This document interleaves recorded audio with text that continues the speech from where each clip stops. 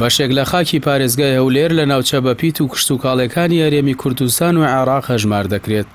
لە سەرەتای وەرزی کشتوکاڵیەوە بەشێکی جوتیارانی سنووری قەزای خەبات قۆڵی کارکردنی لێ هەڵدەماڵن و دەست بە چاندنی چەڵتوک بۆ بەرهەمێنانی برنج دەکەن. هەموو ساڵێ برنجی کوردی دەچێنین. برنجی کوردی پار نزیکەی 10 دۆنم برنجی کوردیمان چاندو بوو. ئەم ساڵ زیادمان کردو، بەرهەمەکەمان زیاد کردووە.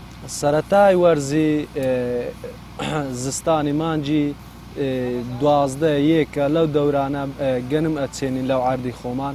پاش مانجی 5 دەبێتە وەرزی برنجچاندن. وەرزی برنجچاندنیش نزیکەی 5 مانگ 6 مانگ پێدەچێت هەتا وەختەکەی پێڕادەگا.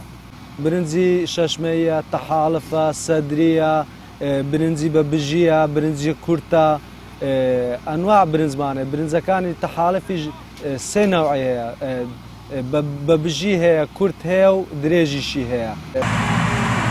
چەڵتوک بە شێوازی بەراو دەچێنرێت و جوتیارانی سنووری هەولێریش هەن هەوڵ دەدەن خاکی چاندنەکە تەخت بکەن بۆ ئەوەی ئامێرەکانی کشتوکاڵکردن بە ئاسانی کاری خۆیان بکەن.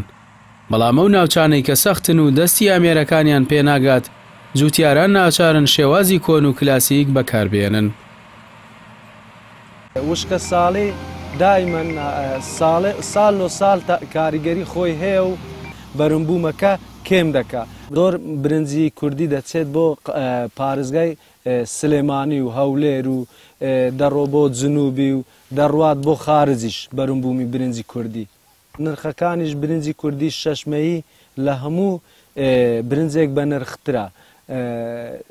تەنەکەی برنجی شەشمەیی نزیکەی 6 تا 65 هزار دەچی ساڵانە. سەدرەکەش لە 50 دەست پێ دەکات تا 75 هزارە.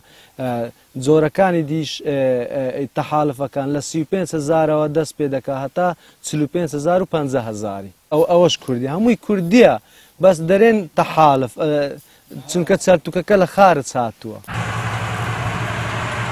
لە دوای کۆتاییاتنی وەرزی چاندن و ئاگاداری چەڵتوک و دوورینەوەی، خۆناغی ئامادەکردنی برنجەکە دەست پێ دەکات لە پاکردنەوە و شکردنەوە و ئامادەکردنی بۆ ساغکردنەوەی.